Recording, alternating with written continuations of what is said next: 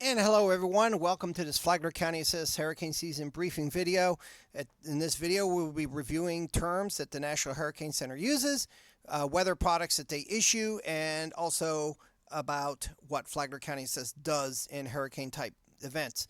So let's get right into it. A little bit of hurricane history. In Flagler County we've had 17 direct hits since the 1800s.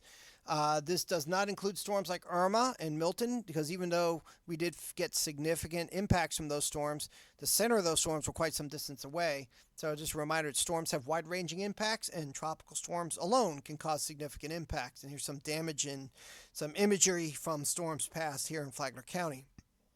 The Hurricane Center outlook right now, they're forecasting a above normal season, a 60% chance of that, a 30% chance of a normal season, and a 10% chance of below normal. It doesn't matter how busy it is, it only matters if we get hit with a storm. So that's what the forecast is right now, and let's go ahead and move on. So review watches and warnings. Tropical storm and or hurricane watch means that those conditions are possible within the next 48 hours. Warnings are issued when those conditions are expected within 36 hours or possibly less. And again, same with hurricane conditions, which are stronger winds, but the same time frames apply to them. Tropical definitions, remember that all low pressure systems that are warm core, basically they don't have cold fronts and warm fronts with them, they're all tropical cyclones. So what are the different types of tropical cyclones? Tropical depressions are just the wannabe hurricanes, if you will. They are weak, just a low pressure system.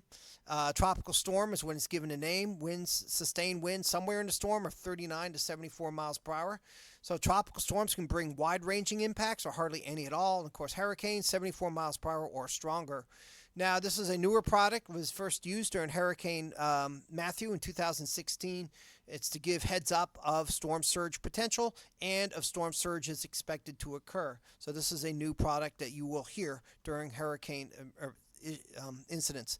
Now, this is another new one. This is called an extreme wind warning, and these are very rare. They've never issued one in Flagler County. Hopefully we'll continue that trend. They're issued for sustained winds of 115 miles per hour or greater are expected. Only issued if the core of the hurricane is going to be moving right over the top of you. So you want to treat that like a tornado warning if that should be issued. Now, tornado terms, of course, we all know a tornado watch, tornado is possible, tornado warning, one has been detected. And sometimes you can get a tornado without a warning. And a tornado emergency is for a large and violent tornado that will cause high-end damage and destruction.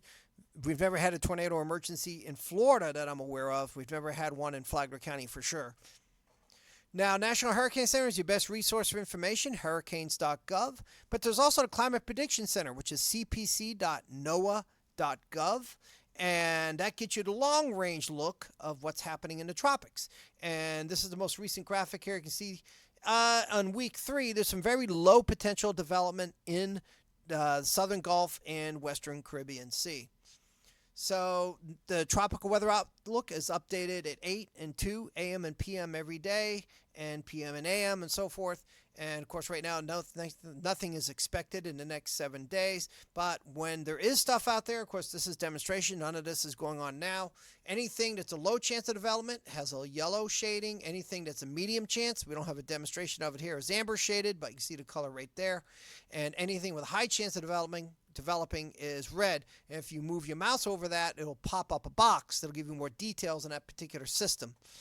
So another new thing is called the potential tropical cyclone. In short, it's a very strong disturbance that has not gotten its act all the way together just yet, but could do so at any minute.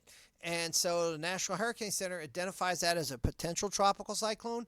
They will start putting out the watches and warnings earlier to give people a heads up that that's coming. That's why they do that. Now, the cone of error is basically the main thing that you'll see. And this M, this is from Hurricane Milton. So M stands for major hurricane, greater than Cat 3 or stronger. And then H is just regular hurricane. And then the white means that it translates into a non-hurricane type or non-tropical system, but still a pretty powerful storm just the same. The cone is where the center is going to go. It does not represent where the weather is going to go. The weather can extend quite a ways outside the cone, and as this demonstration with Hurricane Helene, you can see that the warnings and everything are far outside of where the cone is, and you can see the wind field also extends quite a distance from the cone of error. So again, the message is just don't pay attention to this. Pay attention to the watches and warnings and how they apply. But another good graphic is your wind probability. So you know what's the chance of rain? There's a 10% chance of rain. So with this, there's a 10% chance of hurricane force winds within the next few days, with the next 120 hours with this graphic. So what you do though is you watch this as each bulletin comes out. Do these chances get higher? Do they stay stable, or do they decrease? And that's what you have to watch for.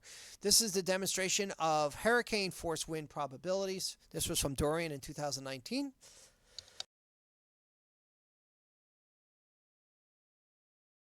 This is Milton from last year, and you can see those tropical storm force winds. This is tropical storm force wind probabilities. You can see they're much higher with Milton as opposed to Dorian.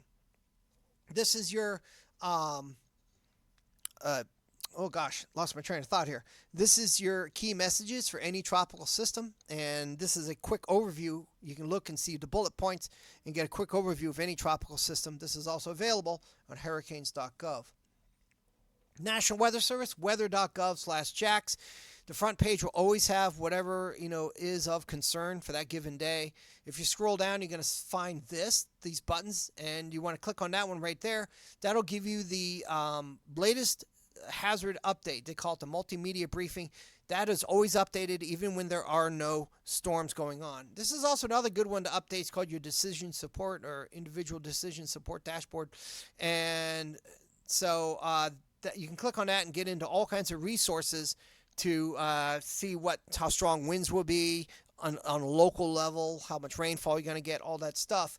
And this one here is for Skywarn. There's actually an online report form right there if you need to report something and yet you don't have communications through a radio net or anything like that.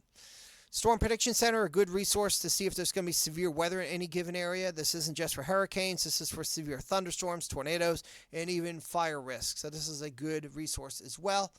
Evacuation zones, just a quick review of that. Anywhere in this area is a hurricane evacuation zone, but generally how emergency management does it, they only evacuate the neighborhoods that are actually need to go. The only time that we'd ever see this area completely evacuated if we ever got the right storm at the right tide and coming in at the right approach. Same with the lake evacuation zone. This is due to flooding from Lake Crescent, Dead Lake, and Hall Creek Basin and all that stuff. For more details, flaglercounty.gov/emergency. Remember, you can get warned by signing up for Alert Flagler, weather alert radios, and weather apps on your phone. It's always good to have at least 3 ways to get notified of severe weather. So what does FCA do when hurricanes threaten? We provide Skywarn support to the National Weather Service. That's something we do. That's very important because the National Weather Service knows the storm's going on, but they don't necessarily know how strong the winds are, how bad the flooding is, and what kind of damage is going on. That's where we come in. Sometimes we get support requests from Flagler Volunteer Services from the Emergency Operations Center. That can include traffic control at shelters. We have some members, too, that are also part of the Emergency Management Volunteer Program that could actually be in the EOC helping during a hurricane or any kind of emergency. Remember, if you have no power, backup power, or anything like that, conserve your handhelds during a hurricane. Only turn it on when you need to report something and turn it back off to save your battery power. Of course, if you have backup power or something, you don't have to worry about that. Remember also that unusual and unexpected requests can occur. So again, we want to thank everybody. We could not do this without you.